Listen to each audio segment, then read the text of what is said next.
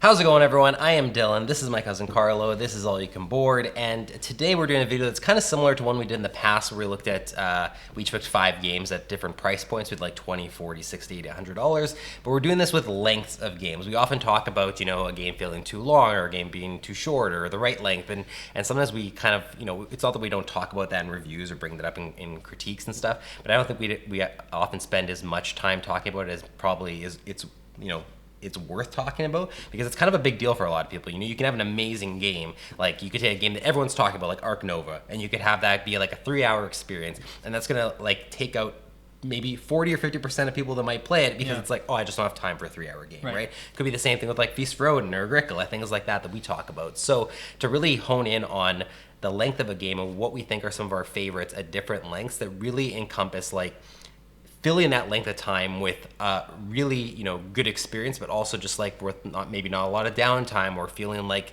there's a lot of meat on the bones for a game that's under 15 minutes and things like that. So there's a whole bunch of different, I think, ways we could have approached this. For us, we kind of decided we're going to do favorite games for each of these times, and we're doing, I should have specified, we're doing 15 minutes or under, and then 30 minutes, 60 minutes, 90 minutes, 120 minutes, so hour and a half, 2 hours. And I think I'll let you speak to yours, but for me, I kind of focused on, at those time lengths, what felt like a really complete experience, and it felt like, they fit a lot into that time for especially the shorter ones, or for the longer ones that it doesn't feel like there's a drags, or at some point in the game it really just starts to be like, okay, now we're just going through the motions or whatever. Yeah. It feels like a solid experience, and focus more on that than necessarily being like, oh, well, this game was ranked 4th on my top 50 and it's a half-hour game, so I guess that's my top game for 30 minutes, you know what I mean? So I was going to say, there's a lot of games that I look at from my top 10 when we did our top 50 that aren't on here at all, just because either they have too much downtime or the setup is too long. That was another thing I accounted for, is setup.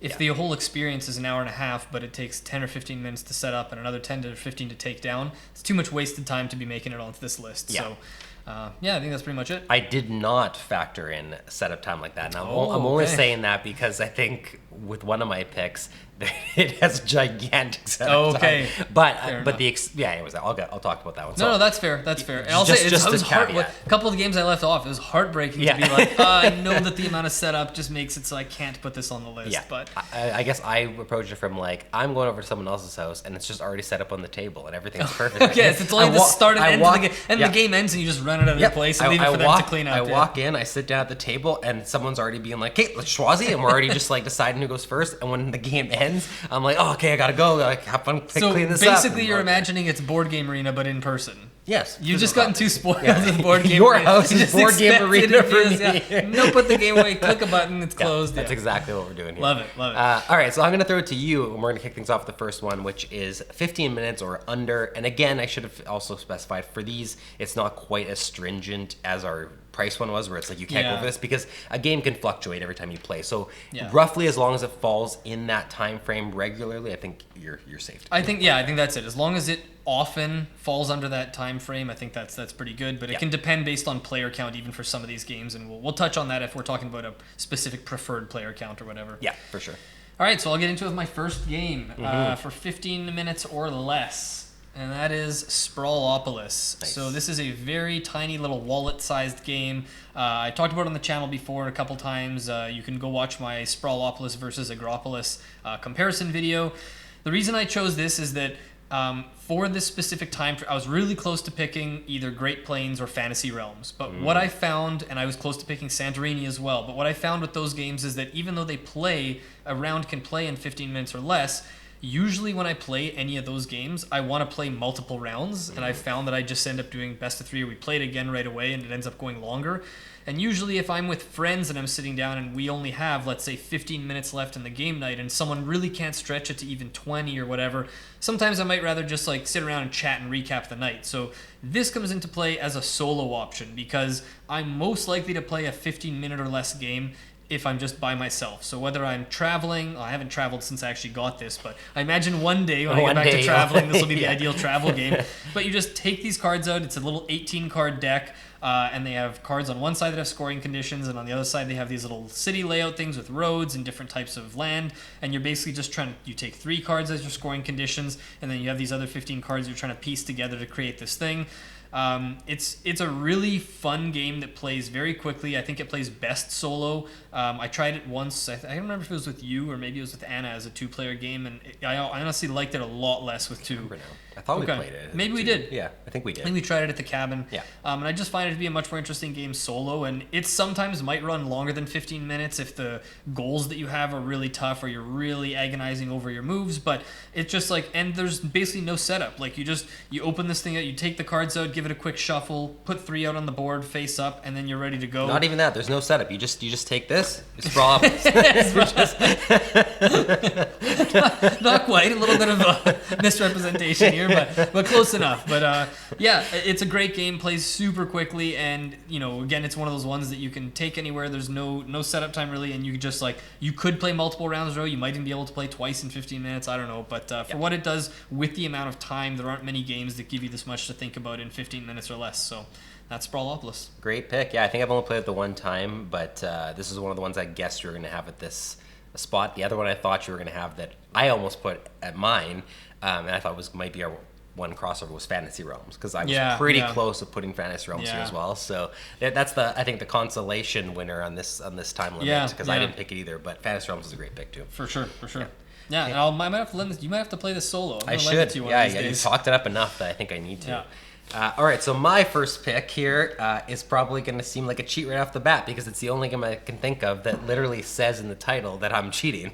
But I know exactly what it is. I'm 100% convinced that once you know the rules, and if you take out the setup, this could easily be done in less than 15 minutes. That's why it's on the list. Yeah, and that is Caesar sees Rome in 20 minutes. But I'm sure, like I said, it can be under 15, because of the second game we played when we did we did the 2 or 3, I can't remember how many games we played, but the second one we played, I feel like came in way closer to the 15-minute mark after we learned the rules and everything like that. For sure. It's a similar thing with Great Plains too. It says 20, but we've played it in under 20. Yeah. So this is my pick because, honestly, once you're getting to the point of being able to successfully play this game in 15 minutes because you know the rules and you're just kind of like throwing it down really quickly with someone that you know, it's such a complete experience for such a short game. Like you're gonna feel like you played a longer game than you did, and likely look at the clock and be like, was that only 15 minutes? Was that only 20 minutes or whatever? Because you feel like you are actually doing so much and competing for all these regions and having to think about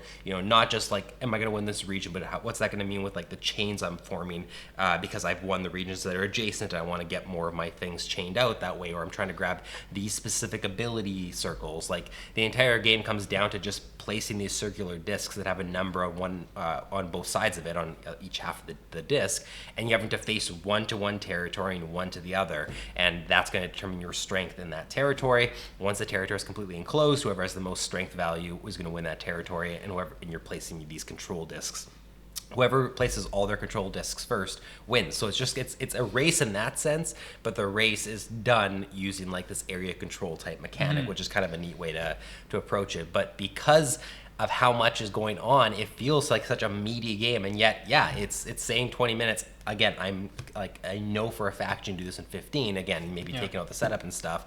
That I considered other games for this category. Like I said, I considered Fantasy Realms, I considered Sequoia, I considered Mintworks. I considered, like, there's a whole bunch of that. I was like, oh, this would work. But honestly, in terms of what you're getting out of such a small experience, even though this is probably the newer game that I've played at this player count, in recent memory, it's just such a solid experience, and one that I'm like, I wish I would have played this. I should have played this a long time ago, because I would have been like, bringing this to the cabin, or like doing multiple rounds and all that kind of stuff. And again, you may feel inclined to be like, let's do best of 3, and so maybe it's going to extend the length of the game. But it's also one that if you're like, we have time for like one quick game at the end of a night, and we have 15 minutes, whatever, you could easily just get one of these done and feel like, man, like that could even end up being the best game you played in that evening, or the one that felt like the most complete. So can't talk it up enough. It's like I said, I'm new to this game. I've only played it, I think, like 4 or 5 times now, and a lot of those were with you, and one of those was a solo experience. And again, would not recommend the solo experience. Yeah, I was gonna say don't play the solo based on what you said. Yeah. But what a solid 2-player game. So again, it might be 2-player only. That's the one thing holding it back. Maybe at this player count, if you're looking for a 15-minute game that plays with multiple players, then maybe a game like Sequoia is a better choice. But in terms of a 2-player game, can't really go much better in terms of like that much in such a short time. Yeah, it gives you a lot to consider, and one thing I really like is like right from the setup, like even before either player takes a turn, you can already feel your brain burning just looking around at the board and which bonus tokens are where and trying to figure out where you're going to take your first turn. Like it's not like it takes a while to get into it. Like right from setup, there's a lot to think about. I love that. Yeah, awesome game. Highly recommend it if you haven't checked it out. And don't let that theme throw you off if you're not into like historical war and stuff, because that's what threw me off. I was gonna say neither of us are interested in that at all. We don't buy like really any games with those types of themes, and yet that game is really good. And I regret not getting it sooner because of that. So yeah, great game. Cool, nice pick. Mm-hmm. All right, next up is for 30 minutes or less, and I'm going to apologize because Race for the Galaxy makes another appearance in another video here, and I know some of you, especially people who aren't crazy about this game or might not have played it, are probably tired of hearing me talk about it, but if I'm being honest, of all the categories here, this was the most unanimous, like, easiest choice of any category, and I kept thinking, like, but maybe I can pick a different game because I've talked about a Race for the Galaxy a lot on the channel already and stuff, but, like, it just kept coming back to, like, there is no game that comes anywhere near, in my opinion, cramming this much kind of like of an interesting decision space and this many tough decisions into half an hour or less. And I know it says on the box 30 to 60 minutes. I can't remember the last time I played a game of this that took even more than 45 minutes. And granted, I haven't played recently with 4 players other than maybe online. With 4, but yeah, but the thing about 4 is that even though you still like the only thing that makes it longer going with 4 instead of 2, for example, is if everyone's like reading their card abilities, saying like, "Oh, what did you play? What did you play?" Because either way, the game is like as soon as any player like it's simultaneous play, and as soon as anyone has played their 12th card or a certain number of victory point chips are gone, the game ends, and there's more chips for more players. So like. The game shouldn't take that much longer with more players. I'm trying not to include the digital, like the app and the BGA version. Like I've mentioned before, you can play a game in like 5 minutes, 7 minutes, like. Right. And so that I didn't consider this 5 minutes. Yeah, I've played it in 3 minutes before. I think we need to like. I could. Okay. You need to record you need to record yourself playing it and post that as proof to like our Discord or like Patreon. How about at the end of this video, I'll pull my phone out of my pocket, I'll pull up the app, and you can. While I'm setting up the gear and everything, you have to finish a game of Race for the Galaxy. Sure, no problem. Easily 3 minutes, 4 minutes, absolutely. But in person, 30 seconds. This game's going.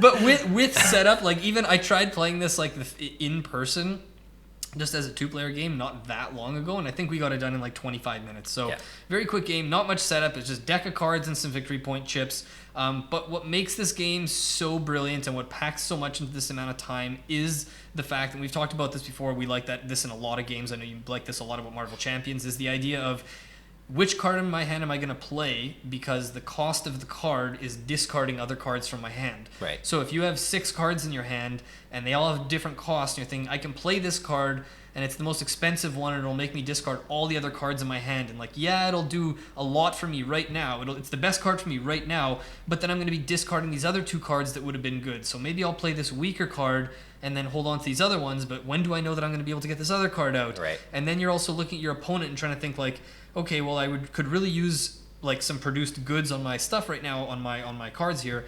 But like, do I want to be the one to produce, or do I want to anticipate that my opponent's going to produce and that's going to put that there for me? And if so, what other action can I take that's going to be more or less useful? Yeah. And then there's going for certain cards early, thinking if I get that other 6-cost development that I know triggers all these endgame points, that's going to work for me. But then you see someone else play that card and you think, okay, I have to pivot and adjust my strategy. And it feels like you're just always having to pivot and do something different, and then reassess what's in your hand and decide, do I need more cards to play this other high-cost card that I now drew that wasn't even part of my plans before? Like, and then suddenly the game just ends, and you're calculating scores, and you just think, okay, let's start over and play again. Like, there's just so much crammed into 30 minutes or less. Brilliant game. Like, it's even after 500, 600, 700 plays of it now, like, it continues to impress me with how much it burns my brain every time I play. Amazing game. Yeah, and I hope one day you can learn to appreciate Race of the Galaxy as much as me. Maybe they'll do a fantasy re-theme for you. I knew, so two things. One, I knew this was going to be your pick for this spot. Yeah. But I also, like, even though I don't have the same, like, affection for it as you do, I like, it's such a meaty game at that length. Yeah, that yeah. In terms of getting so much bang for your buck out of half an hour, like, it's hard to compete with Race for the Galaxy for sure. Quick question for you, because I know Yep. I've done follow-up talks with you on Race for the Galaxy enough that I probably don't want to touch on it again.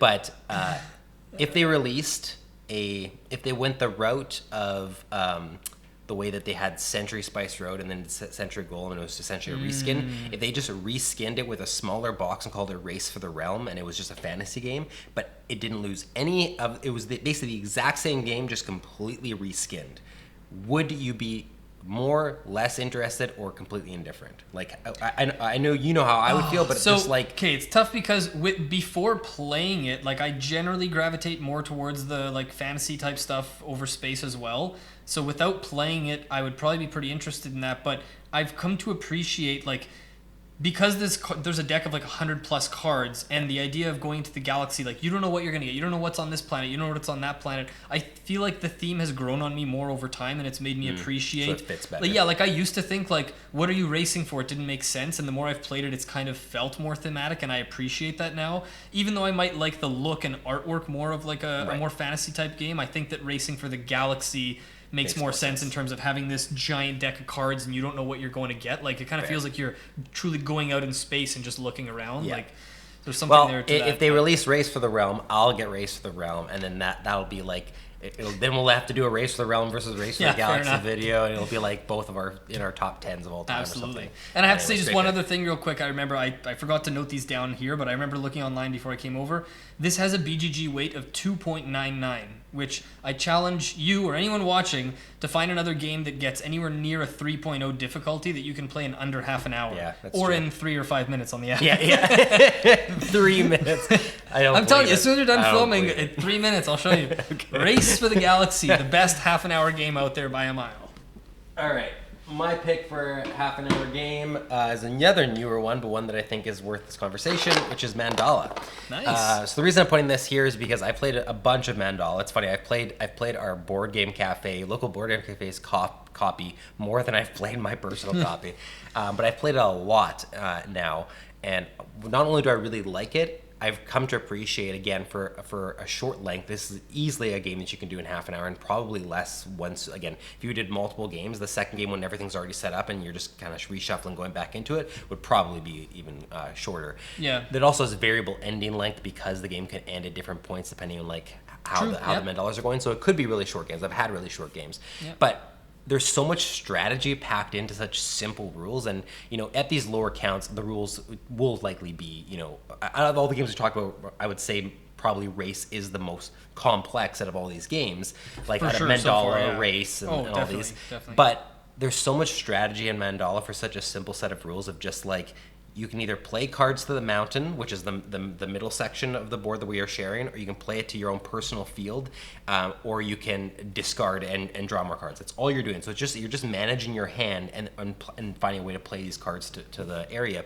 But because you can only have that color exist in one spot of each mandala, if you've played a green card to your field as a way to try to win that mandala, I now can't play green cards anywhere because I can't play to your field. Mm-hmm. So you've locked me out of it. So the strategy of even just starting to decipher like what you think your opponent has in terms of colors is like the next level of mandala. So even though you may have played a bunch of it, it's like, okay, now you're getting good at being like, okay, I just saw that they discarded a bunch of these cards, or like that they played a bunch of these cards here, so I know they don't have any left here, and suddenly now you're turning it more into this game where you're like really trying to win and then unlocking the meta. And it's a surprisingly interactive game. Yeah, big time. And I think considering you're just playing cards that sort of prevent your opponents from playing cards, but you're not just like ruining their stuff. But it's like, it's got a lot going there. And I mean, I consider obviously at this player count, like right away I'm thinking, okay, well, a game like Patchwork and other games I've played a bunch, and even the clever games I thought Yeah. of. And, like, there's a whole bunch I consider, but like for how there's so much. What brings me back to Mandala specifically so much, and the reason I play it so much in the last few months, is specifically just how fun it is to have every game feel different, and there'd be so much to consider in terms of the strategy. It's like, okay, like, what do I start in my cup? Because what I start with are going to be ones that I want to try to like have be worth more points at the end of the game. So I'm going to try to win those, not win those early, and try to win those later. And that's a whole other thing that you don't even have to approach that way. But if you start in your cup with 2 black cards, it's like that could be 12 points sitting right there if you find a way to have black be the one that's worth 6 points, right?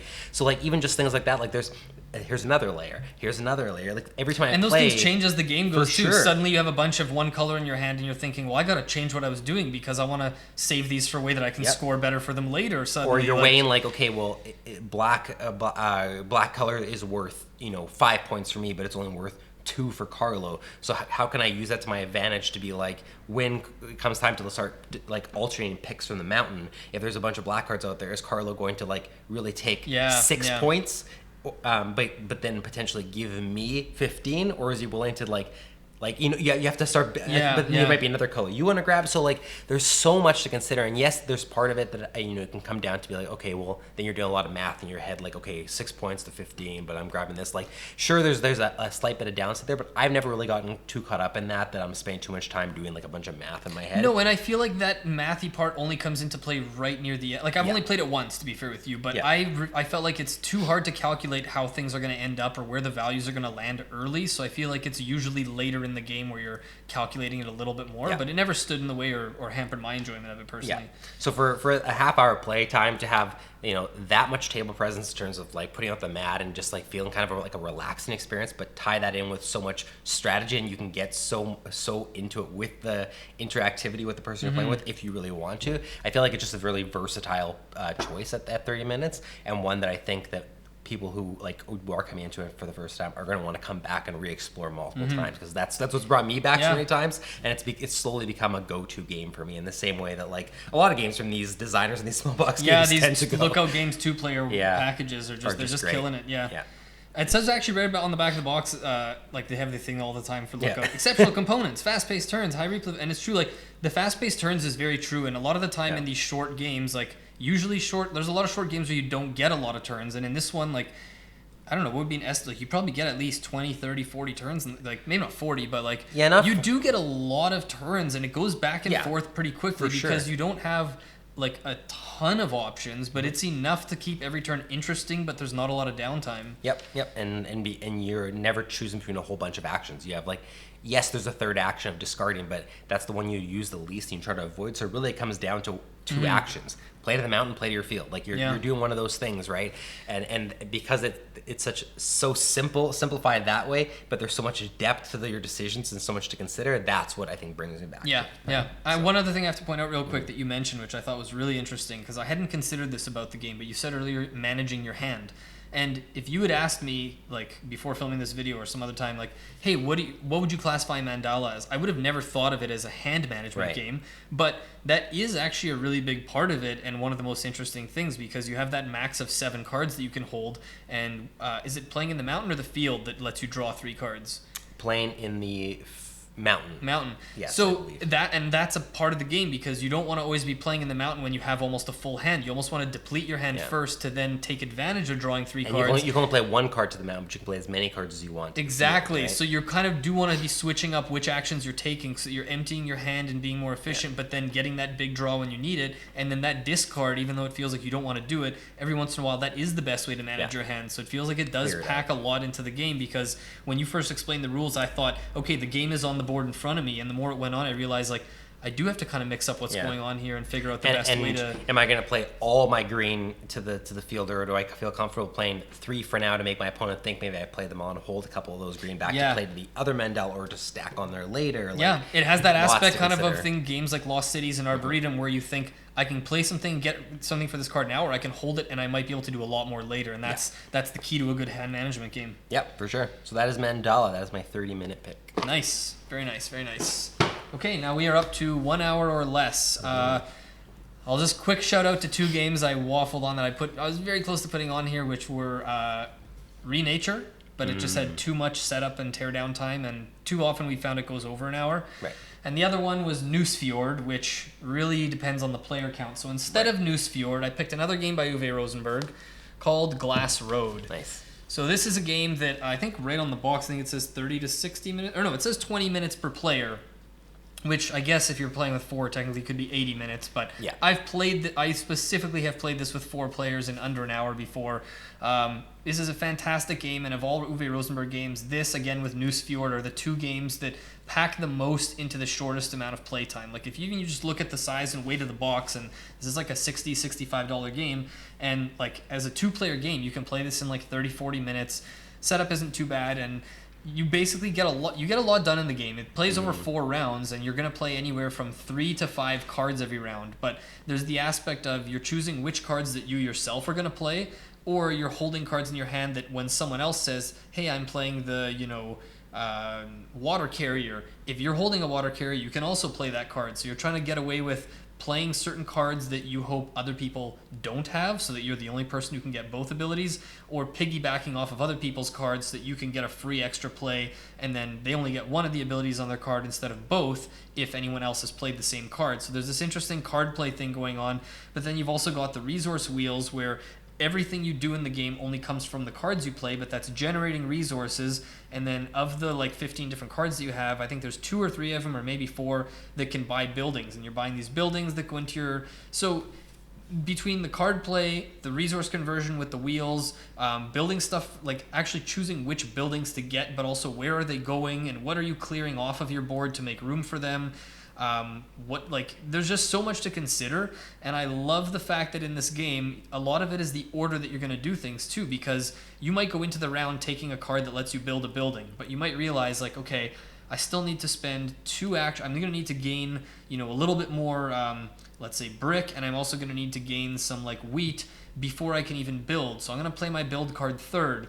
And so you spend your first turn gaining these resources, and then by the time you have the resources, someone else has played their build card, and they've gone and built the building that you wanted, and now you're like, I have these resources, and they can't buy anything that's up for grabs here. Yeah. So it makes you reconsider a lot constantly throughout the game. Every card played by one player can suddenly make you think, oh, now what am I going to play next? Or how am I going to, which building should I switch over to instead? Yeah. Lots to consider from game to game, because the buildings that are available for you change from one game to the next. It gets a lot done in the amount of time, and plays really well at all player counts. I think it's probably best with 2 or 3 players, but I've played it with 4 a few times, and even though there's a bit more downtime, it does make it a little more interesting in terms of the card play and piggybacking off each other's abilities. So this was I think this was around number 18 or 19 when we did our top 50 games last time. Love this game. If you're looking for a relatively short Uwe Rosenberg game before you get into stuff like Agricola, Feast for Odin, those longer games, you can't do much better than Glass Road. Yeah, this is a solid pick, actually. I didn't even think of this one, but like, again, thinking of it as like in an hour, for me, like, I like, if the best way to describe it is like, if I'm going to pick like a game for like the half-hour category, the hour category, it's going to be one that for me feels like I played a longer experience than it actually was, because then like you got more out of it, kind of thing. Yeah, you're never going to sit there wishing like, I wish we'd played this instead because there was too much downtime or something. And Uwe Rosenberg games in general for me, besides like, games like Patchwork and things like that, always kind of just like, are longer experiences, because we gravitate towards like the Feast for Odins and the Agricolas and all that kind of stuff. Glass Road is one that when you first introduced it to me, I was like, okay, time buckle up, like here we go. Yeah, another, like, huge big experience. Heavy box, lots of components out of the box. So to have that Uwe Rosenberg feeling, and like you're right, and Newsfjord can kind of give you that same thing. It is like you feel like you sat down and played like a 2-hour experience, but Glass Road specifically, it's like even when you sit down, when you're explaining to me the first time, it's like, okay, there's only 4 rounds. It's like, I love when a game is a short amount of rounds, and especially on games that are, it doesn't apply to this one, but I'm thinking of even a game like Tidal Blades. It's a short number of rounds, and you have such a limited number of workers that you're like, how am I going to possibly like even get anything done, right? And so every move has so much more extra weight and importance placed on it. And so Glass Road is not only an hour game or a sub-hour game, every turn feels so important and meaningful that there's no like nothing drags, right? Yeah. So it's a really solid pick. Thank you. Yeah, and honestly, each person's going to get an average of like 15 turns per game or something, because you're going to play anywhere from 12 to 20 cards in total. So like, even if the game does take 40, 45 minutes, you got 15 turns, and every turn you accomplish something, kind of thing. Yeah. So it's a great game. Highly recommend it. Nice. And I'll say real quick, I played this solo during the pandemic, and I played to set it up. Play 2 solo games in a row and put it away. Took 3 less minutes. Than no. 5 minutes. No. Took less than an hour though to play 2 games of it solo. Nice. So it's like honestly the 20 minutes per player is pretty accurate. 3 minutes. Get out of here. That is Glass Road. All right, my hour pick is a game called Castles of Burgundy, and this is my pick here because I already had this ranked super high on my top 50 of all time. It still would be ranked high today, but I played so much of it this year, specifically on Board Game Arena, that I've gained an even additional layer of appreciation for this game and the variability and the depth and how much your game could change depending on which board you got and how it alters your strategy. That even with how much I've played this year, and I've played a ton of Castles of Burgundy this year, I'm still discovering use every time I play. And even though I played a lot with the digital version, I specifically I'm putting this on here for 2 and 3 players. I think once you know the rules, for sure you can easily get this done in under an hour every single time with 2 or 3 players. 4 players, maybe you're going to be going past. I think you might be approaching more an hour and a half consistently. But I think like especially with 2, this could be one that like starts off the first couple times you play and like you're first learning the game. You're like, oh man, this is easily going over an hour. But once you have the rules down, once you have the strategy down, once you like know what to expect and you've played a whole bunch of it, this could probably be, you could be going through a game on the same pace that you go through a game of like, 7 Wonders of Duel and stuff like that. And maybe that's maybe a little bit longer, but it goes quick. Like you are seriously just rolling your dice and just taking 2 actions. And you're often, another reason I put this on here is you're often thinking about your turn while other players are taking theirs. Like, in 2 or 3 players, it's not like you're just sitting there. Maybe you're sitting there and watching the people because you're like interested in what they're going to do. But there's so much you're considering being like, okay, if they don't take that, then I'm going to probably want to grab that, and I'm going to chain this into that. And then someone grabs that, and you're like, okay, now I got to pivot. So now I'm probably going to grab this one instead. So like by the time it gets to you, you spend so much time planning for your turn that even if your turn goes fast, now you're spending your time planning your next turn. Like you're always doing and thinking about something with Castles. And it's pretty rare that someone else's turn is going to completely derail you and stuff like that. A lot of the time they have different numbers on their dice anyways. So a lot of the time we've planned something, it comes around and you can just execute your plan. So it's just that there's so much variability in the score. There's so much variability in which tiles you take. There's so many different paths to victory too. Like you can have, I can have a game that I do really well where I got a bunch of yellow tiles early on and I get a ton of my points from the end game bonuses. I can have a game where I get like none or like 1 yellow tile and I get most of my points from getting early mines and having a bunch of silver that I'm able to like buy a bunch of additional tiles. Maybe, almost fill up your board. Or maybe I get the tile that allows me to place multiple buildings in the same cluster, and so I get most of my points from just grabbing the same building. My only yellow tile is just like one of the ones that gives you 4 points for every one of this building, but I got like 4 of that building. 5 of those, like there's so many different avenues that when you get to the point where you're getting plays of this game done in under an hour reliably, you're gonna feel like every time you play is a little bit different, and you're going to want to play it again because you're like, okay, I want to see if I can do a better score. Can I hone my score a little better? Can I reach 300 points? How reliably can I clear 200? Can I have a game where I go really hard into selling goods and focusing on goods and actually have it work? I've only done that once, but it felt so good when I actually did it, right? Like, and again, because there's so many yellow tiles, and not all of them are just like end game points. Some of them are things that are going to enhance you, selling goods and you getting more points for that, or you placing animals, or you placing buildings that, depending when you get those, suddenly that could just shift your strategy. And you think, well, I got this tile that gives me a +1 point every time I, place an animal tile. I'm just going to lean heavy into animal tiles, right? So I just feel like what it has going forward is that this length at getting it done in an hour, every session is going to feel super complete, like you did a whole bunch and every turn was super meaningful, and you never got everything done that you wanted, so you didn't finish your board. But every game is also going to feel different. You're not going to feel like, oh, I know what to expect coming into an hour game of Castles of Burgundy, because if all of a sudden right from the get-go you just can't get your hands on a mine, you're like, okay, well, this game I got to find another way to do this. I got to pivot. I'm going to have to go for this. I'm going to have to put some pressure on them in this way or whatever. So there's certain things about castles that will always be present. Like people will try to complete the 1 and 2 spaces early on to get those extra bonus points, but beyond some of those, there's enough different that every single time I play, I just am like, there is so much in this game compared to other games at that length that it's hard to really compete at the hour length for Castle Burgundy for me. I think it's always going to be one of the top games in the same way that I think Race is always going to be in the top, like, for your 30-minute games, right? Yeah.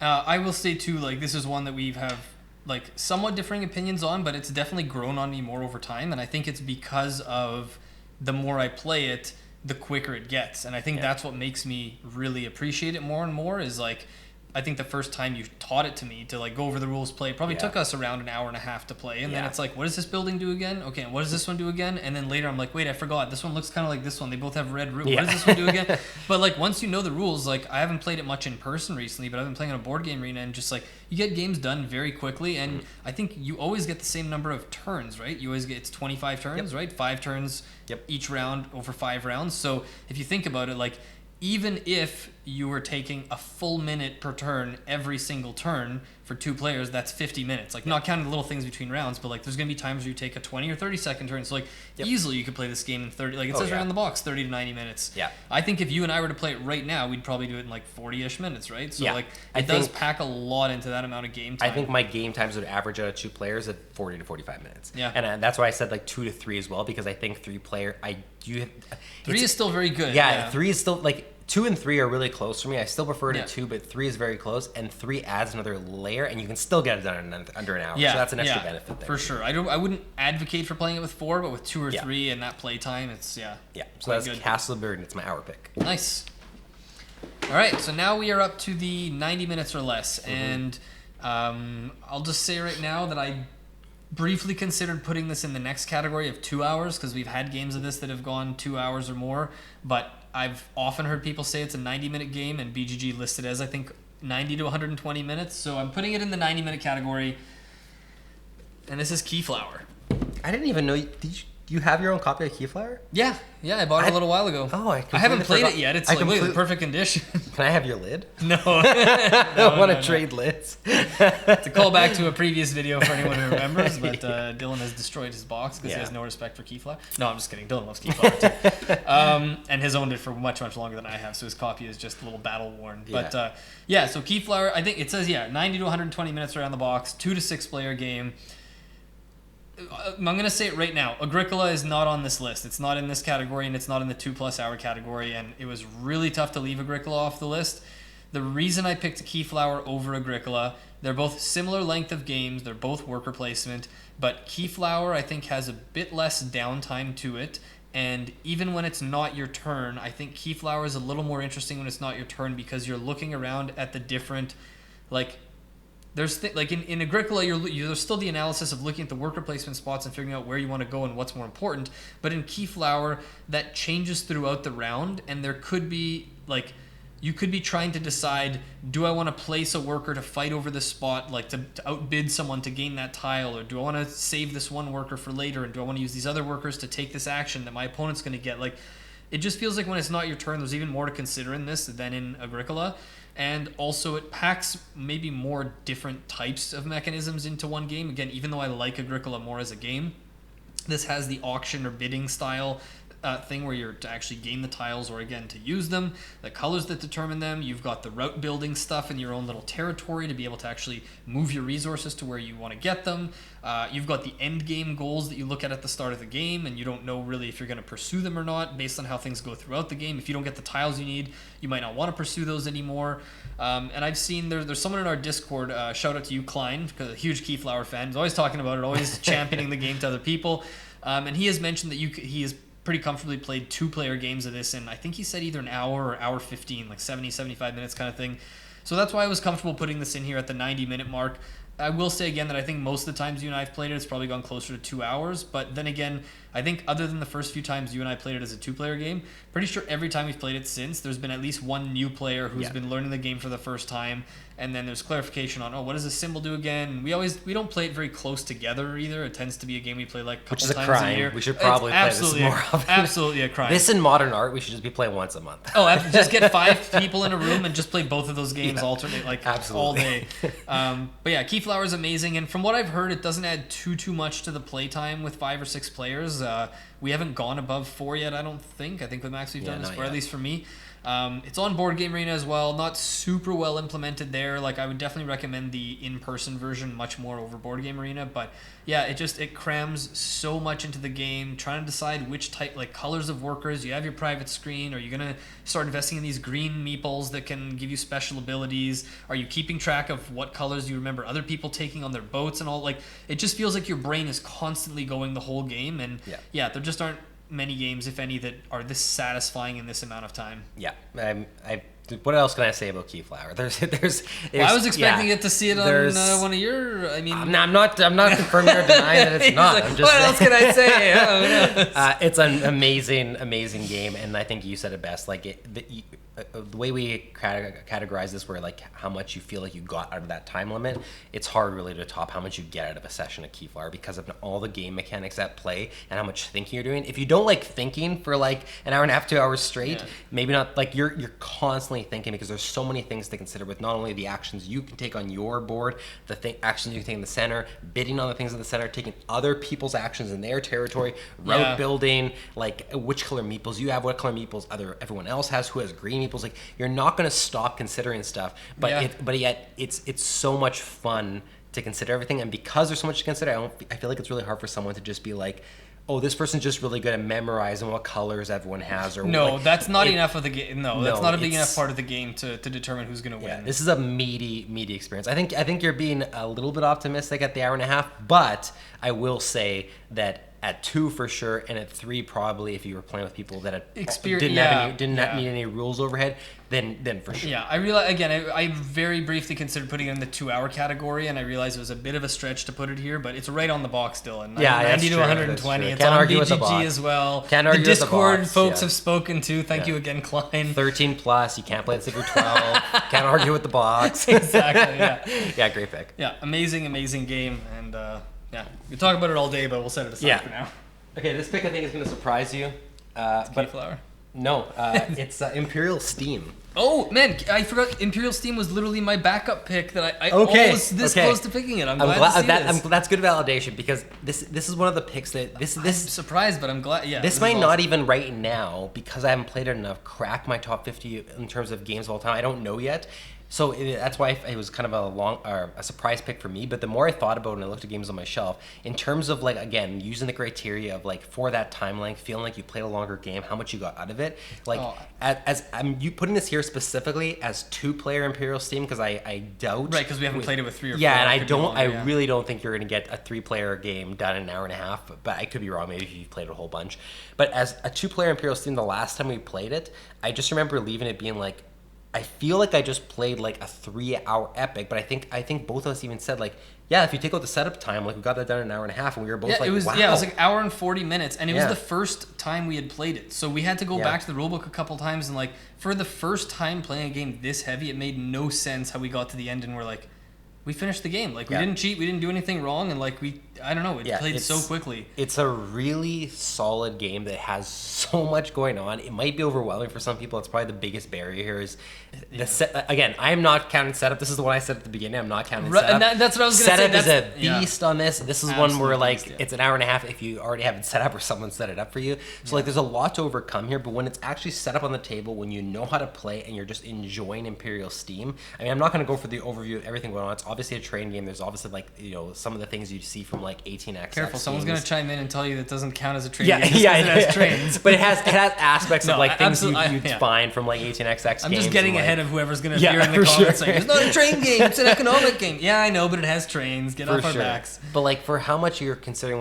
with stocks and like, where you're moving on the board, the variable ending conditions, depending if someone completes the route to Trieste. Yeah, exactly. The way the contracts play into that. Yeah, the contracts you're grabbing. Like, yeah. There's so much. It feels like a way longer experience than it is, and I mean that as a compliment in the sense that like you'll get to the end of your 2-player hour and a half experience and be like, wow, like I feel like we just spent the night playing Imperial Steam, right? So that's really why I put it on here, is more that I don't often hear a lot of people talking about Imperial Steam, and maybe it just didn't land with enough people, or if it feels like it got overlooked a lot. It might be because of the kind of like you're building trains in Austria, however long ago, and people are just like, eh.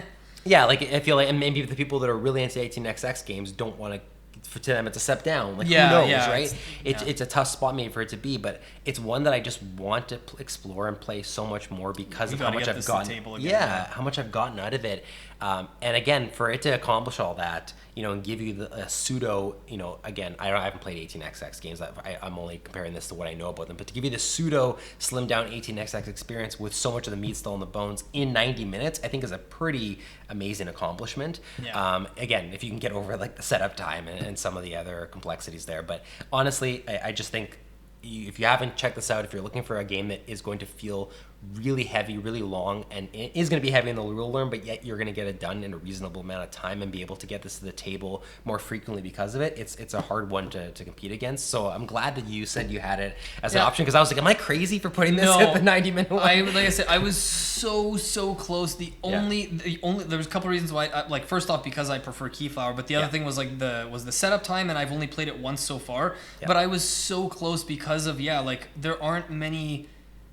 I can't think of any other game that we've played in under 2 hours that felt this heavy. Yeah.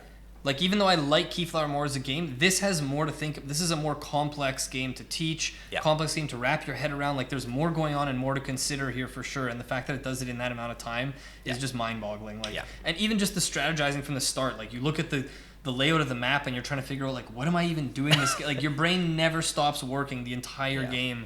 It also feels very unforgiving. I think the replay value would be really high on this too. Yeah, you definitely have to play it again. That is Imperial Steam. It's my 90-minute pick. Very nice, very nice. I'm glad to see you had that, honestly. Okay, and my 2+ hour or 2, I guess it technically could be under 2. I picked a game here that, again, often goes significantly over 2 hours. Okay. Curious what it is. Oh, interesting. Okay. Yeah, Merchants and Marauders. This is an odd one for me because I thought you called this Carlo. I did. Well, sorry.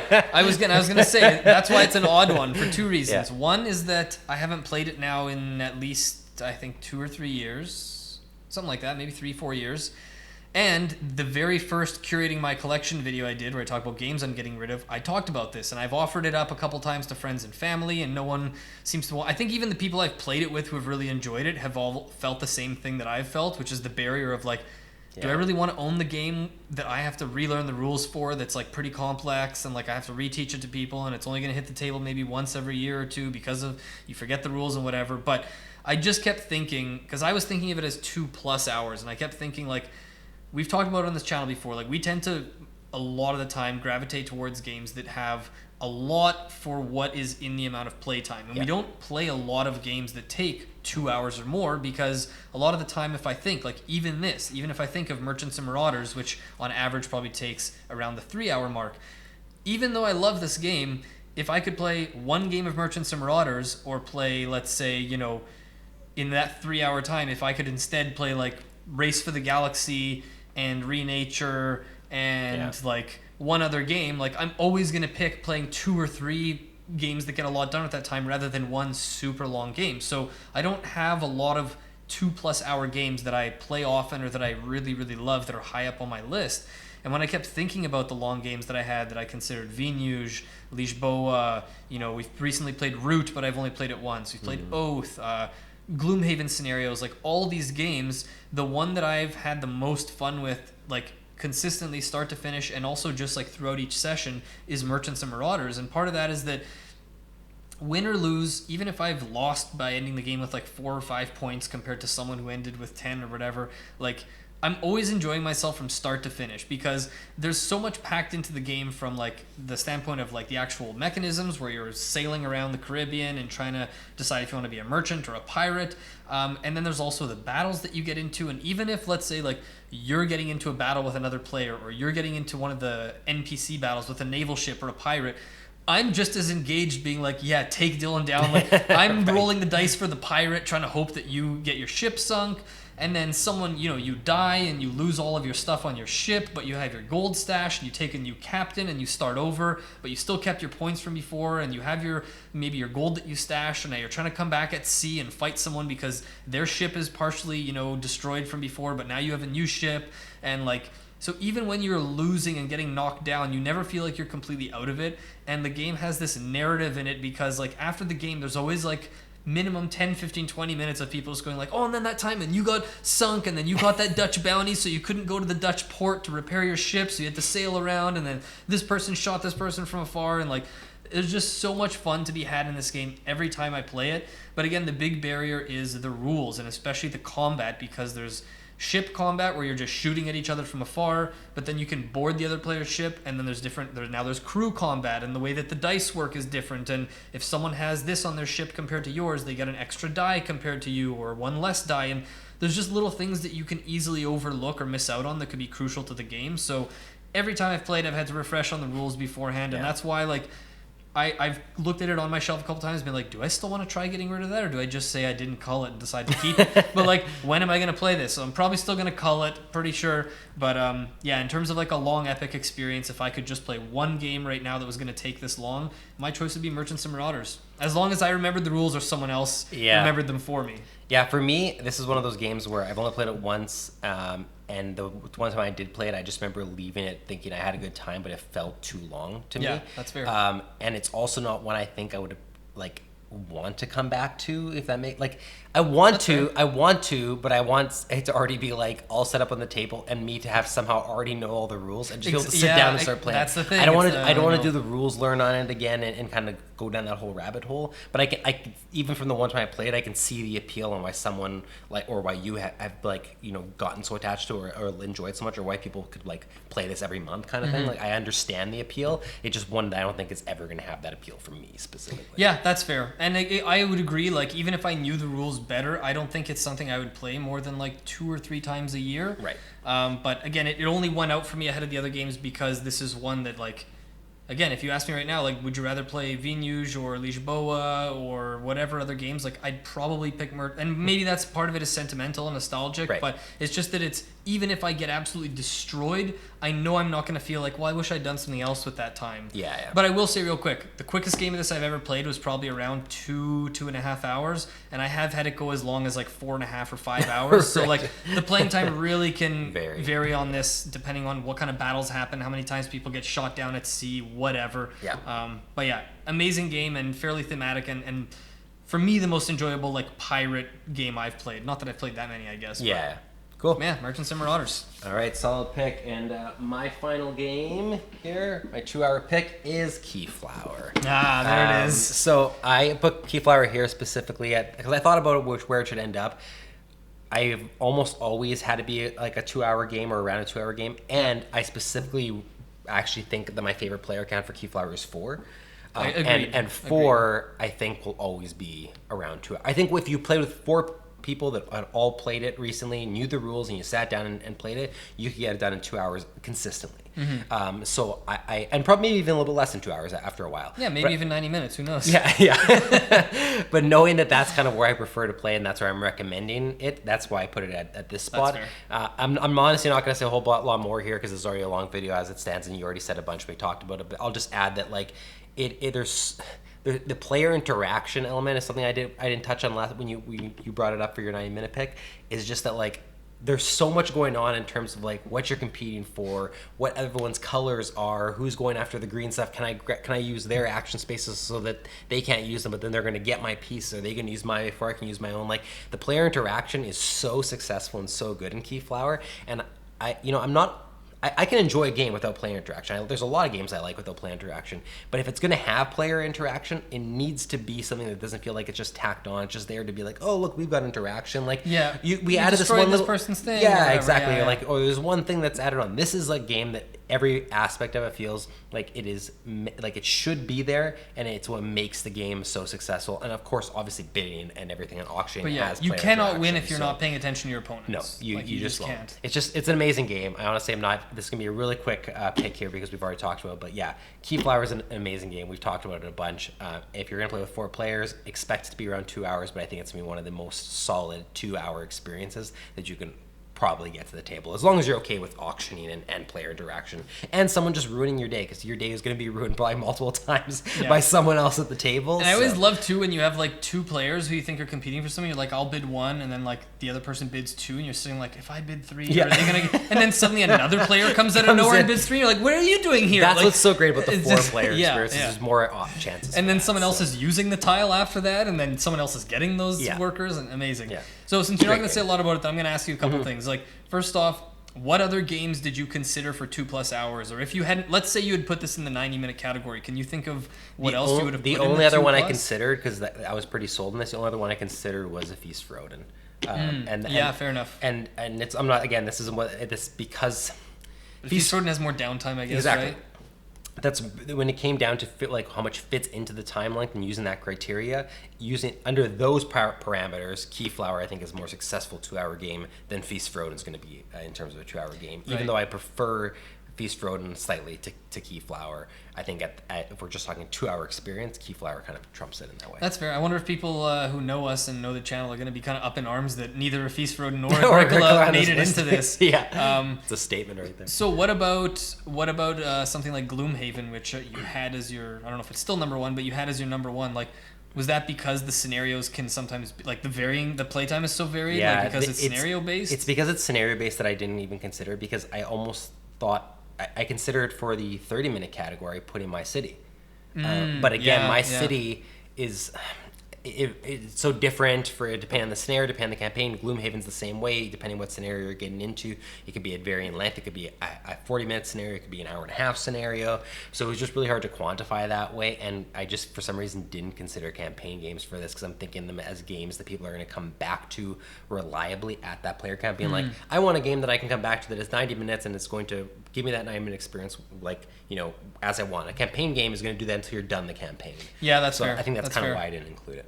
Cool. Yeah. I didn't expect you to have a Feast for Odin or Hallertau here, but I was expecting either Root, Oath, or Gloomhaven, or Rising Sun. Actually, I was kind of expecting to. Rising Sun, I think if I had played it more recently, I could have probably brought it back and put it on there, because that's a good one.